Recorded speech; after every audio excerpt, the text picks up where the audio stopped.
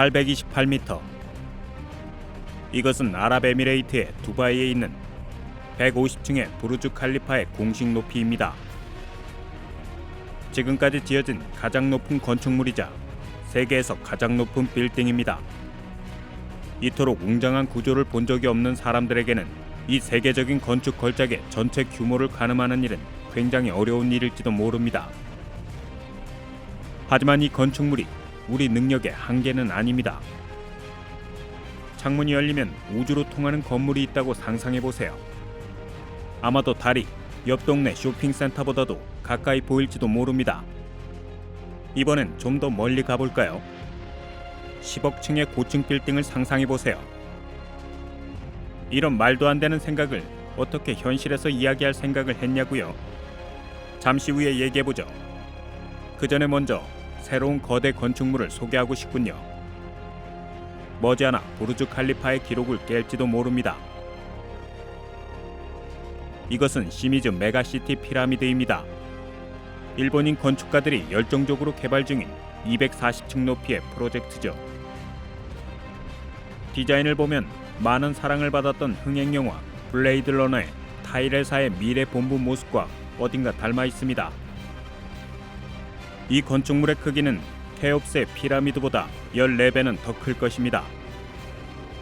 이것은 204개의 작은 피라미드들로 구성되고 각 피라미드는 라스베거스에 위치한 대형 호텔인 룩소르 호텔과 같은 면적이죠. 시미즈 피라미드의 층수는 더 많지만 높이는 부르주 칼리파보다 약간 낮을 것입니다. 730m 정도로요. 하지만 이곳의 인상적이며 웅장한 크기와 100만 명 이상이나 수용할 수 있는 압도적인 수용력이면 충분하죠. 이 프로젝트만 해도 대단한데 건축가들은 이미 더 큰 건축물까지도 꿈꾸고 있습니다. 여러분들은 이제 과연 10억 층의 슈퍼 빌딩을 짓는 것이 가능한 일인지 궁금할 것입니다. 물론 계속해서 벽돌을 겹겹이 쌓거나 구조물 부분들을 만드는 건 그다지 어려운 일은 아닐 겁니다. 하지만 건물의 높이가 높아질수록 건축가들의 골치가 아파집니다. 무엇보다도 구조물의 높이가 높아지면 하강력이 훨씬 강해져 무게가 무거워집니다. 이것은 하중을 견디는 토대가 제대로 만들어지지 않는다면 상부 압력이 강해서 하부가 그 힘을 견디지 못하고 건물 전체가 무너져 내려 팬케이크처럼 쓰러진다는 것을 의미합니다. 부르주 칼리파의 건축가 중 한 명인 윌리엄 베이커에 따르면 부르주 칼리파의 10배가 조금 넘는 높이인 8,849m의 고층 빌딩을 만들기 위해서는 대략 4,100평방킬로미터의 부지가 필요하다고 합니다. 이 높이는 지구상에서 가장 높은 높이의 산 정상보다도 높습니다. 맞습니다. 에베레스트 산보다 말이죠. 이러한 건축물의 기본 토대 부지는 폴리네시아 지역만한 크기여야 할 것입니다. 하지만 이런 거대 건축물을 위한 부지를 준비하는 것은 상당히 어려운 일입니다.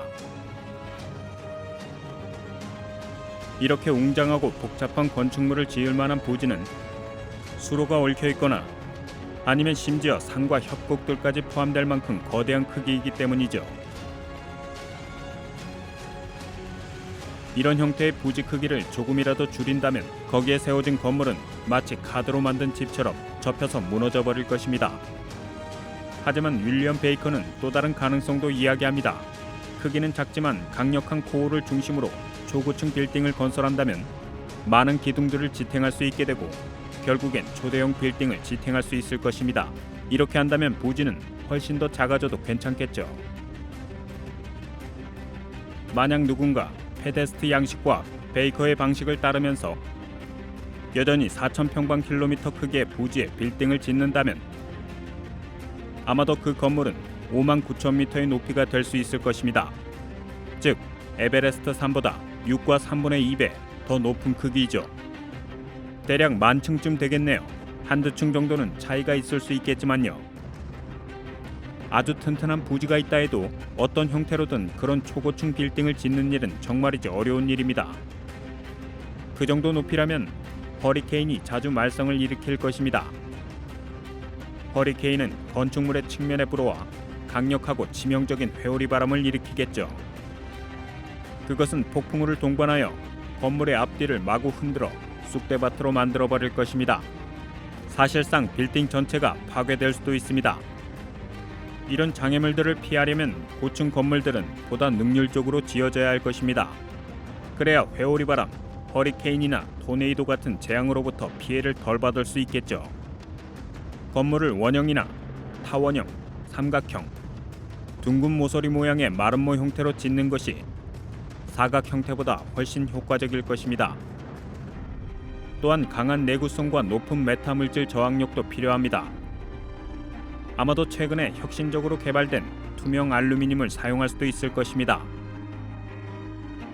이 놀라운 물질은 강철보다 3배나 강하고 투명하죠. 과학자들에 따르면 나노 물질의 일부는 파괴하는 것이 거의 불가능하다고 합니다.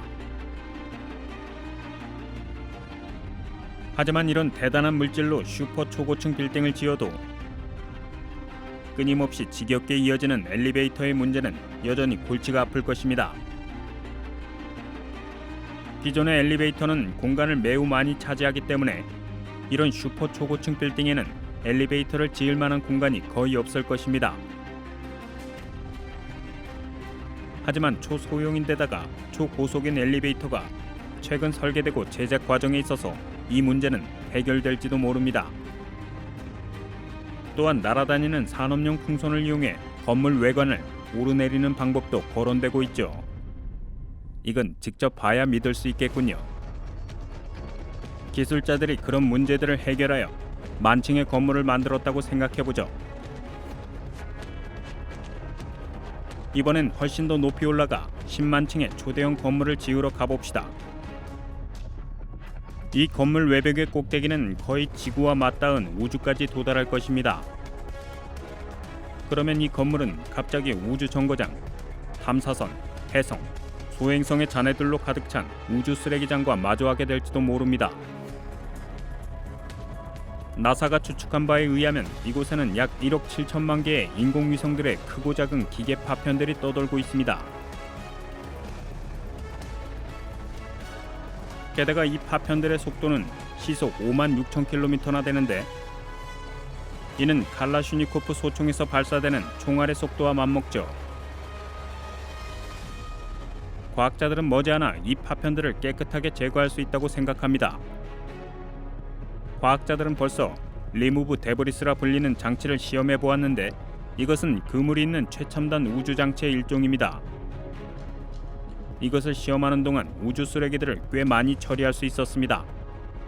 그리고 서리 우주센터의 전문가들은 그들이 주장하는 바에 의하면 지구 근처 우주의 대대적인 청소를 수행할 수 있는 일종의 돛이 달린 궤도 진공 청소기 모델을 만들었습니다.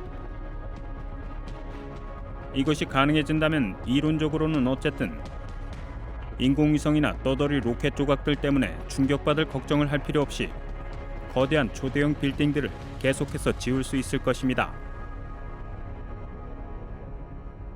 그래서 각각 10만 층 높이의 초대형 빌딩 100개를 겹겹이 쌓아 올린다면 우리는 1000만 층을 가진 어마무시하게 거대한 초대형 빌딩을 볼 수 있겠죠. 그리고 나서 이 1000만 층의 초대형 빌딩을 또 100개를 쌓아 올린다면 그때 마침내 총 10억 층으로 된 울트라 초대형 빌딩을 볼 수 있겠네요. 전문가들이 계산한 바에 의하면 이런 울트라 초대형 건축물의 절반이라도 만들 만한 자원과 에너지는 턱없이 부족하다고 합니다. 이를 위해서는 무언가 이 세계의 것이 아닌 자원이 필요하죠. 과학과 기술이 매우 빠른 속도로 발전하고 있기 때문에 일부 전문가들은 수세기 안에 이것이 가능할 수도 있다고 예측합니다. 마침내 위성들을 이용해 다른 별의 에너지를 응집하는 것이 가능해지는 순간이 온다면 우리들은 이것을 통해 마음껏 에너지를 소비할 수 있게 될 것입니다. 건축 자재는 다양한 자원이 풍부한 근처의 행성들과 소행성들에게서 얻을 수 있을 것입니다. 그러면 마침내는 10억 층짜리 울트라 초대형 빌딩도 나타나게 되겠죠. 아마도 그냥 건물 하나가 아니라 부시를 넘어 전 세계에 걸친 크기로 말이죠.